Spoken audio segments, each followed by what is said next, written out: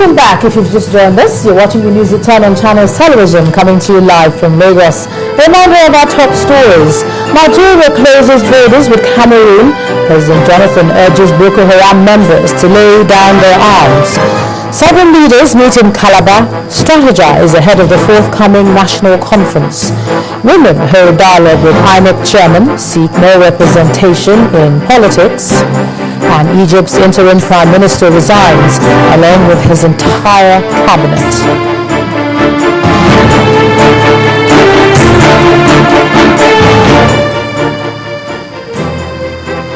Well, just a quick reminder to you that all our top stories are on our website, ChannelsTV.com, and on YouTube.com/ChannelsWeb.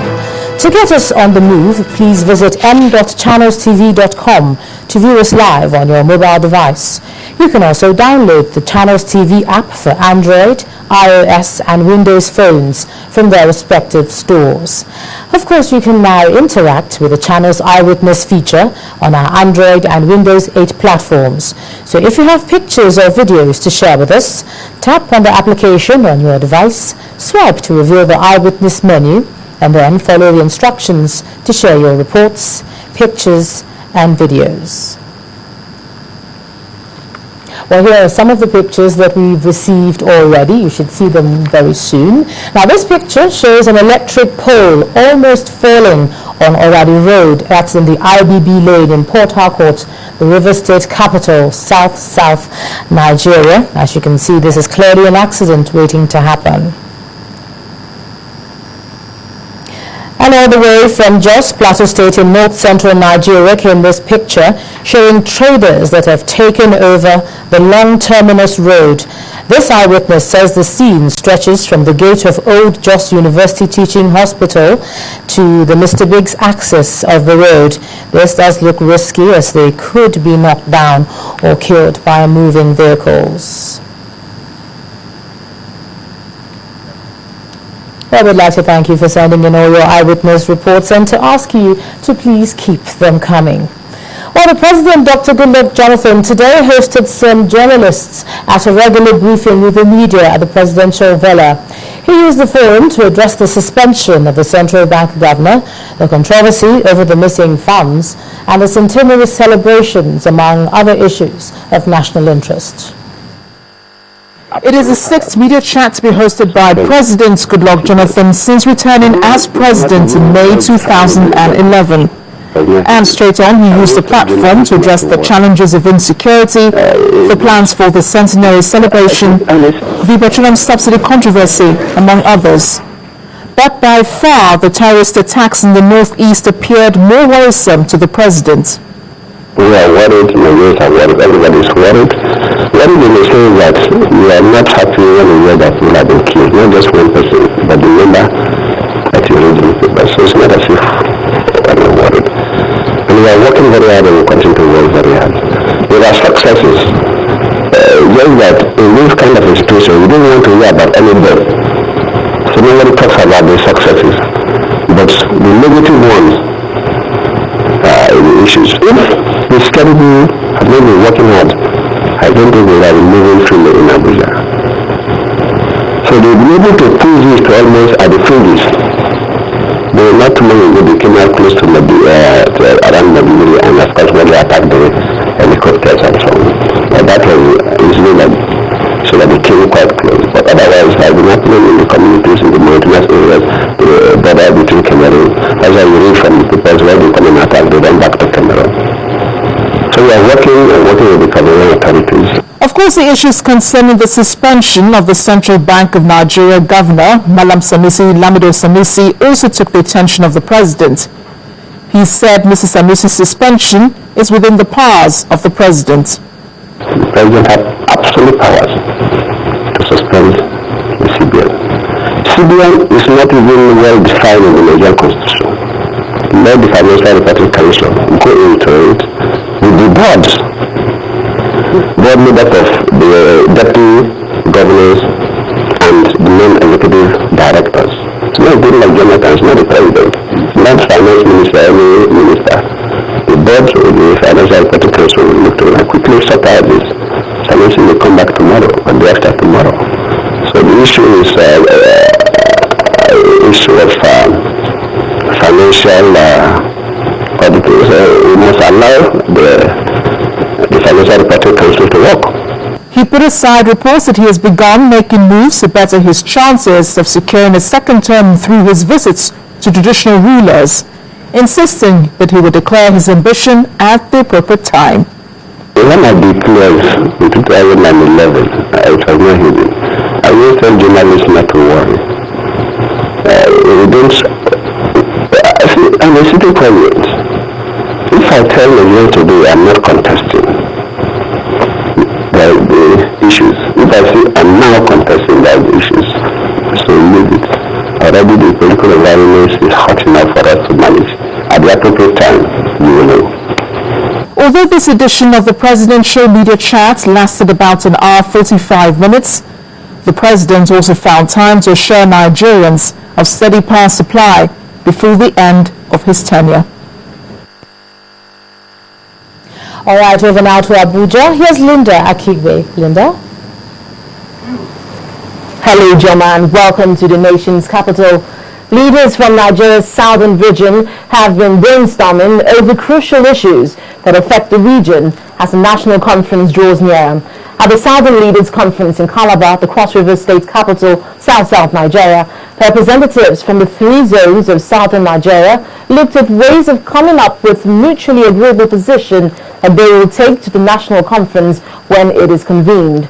Our political correspondent, Seun Okinbaloye, reports. Governors, traditional political leaders, lawmakers past and serving all converge on the city of Calabar. One thing common to all in this room is that everyone is from the south of Nigeria.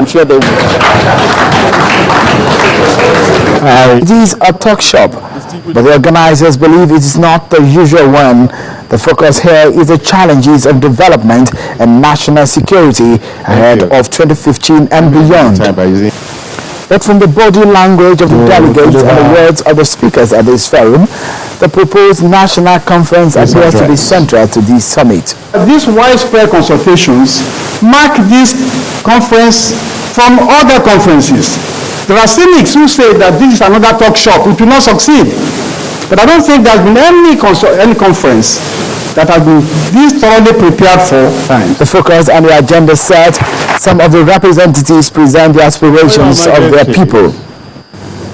The various ethnic nationalities in this country have lived together for 100 years, but have not succeeded in establishing real political stability, progress, unity, and peace. It is right and proper, therefore, indeed, very wise indeed, for the National Conference to hold a new Nigeria is in the offing. The conveners of this meeting, like the conveners of Southern Nigeria People's Assembly, deserve commendation for accelerating the arrival of this new Nigeria. we must show leadership. We must keep our nation united. That is the only way we can ensure that our children and our children's children will have a better Nigeria than we have had. All said, the main speakers of the day are called up to give directions to the discourse. This conference we are going to tackle those laws and abrogate them from our constitution. If you don't change the laws, you cannot have good governance. The governors will tell you what they go through, having to go to Abuja every week. This caricature federation is what we are going to cure in Abuja. So the way out for me is federalism. Has been pointed out variously by everybody that has spoken here. What we have that is called federalism in Nigeria is, to all intents and purposes, a unitary system of government. On the sidelines of the summit, the governors also make known what they feel should be brought to the table. In moving forward, we must give opportunity to states to develop their resources. In defining our position, we must understand the economic impact that this would have on development. With all said, Nigerians will now be waiting to see how this consensus will stand at the national conference and what impact it will have on the overall development of the country. Sharon Okimbale reporting for Channels Television News. Meanwhile, Lagos State Governor Mr. Babatunde Fashola today publicly presented the 6 representatives of the state at the forthcoming national conference at Lagos House Ikeja. The 6 nominees are to be led by the former Federal Commissioner for Works, Alhaji Femi Ukunu.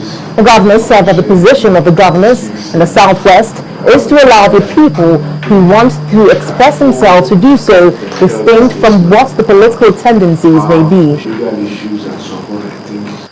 When you see the direction in which our country is heading, it is perhaps important now to call on not just elderly people, but leaders who will help us forge a way that steadies the ship of state by their knowledge, by their experience, and by their disposition.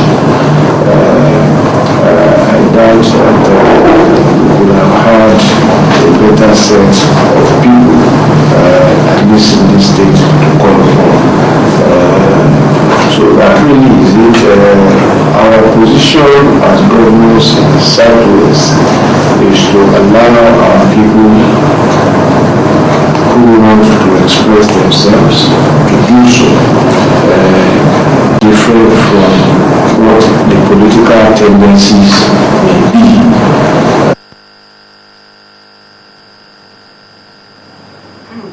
And that's all from Abuja. Back to you, Ijoma. The nation's capital, Abuja.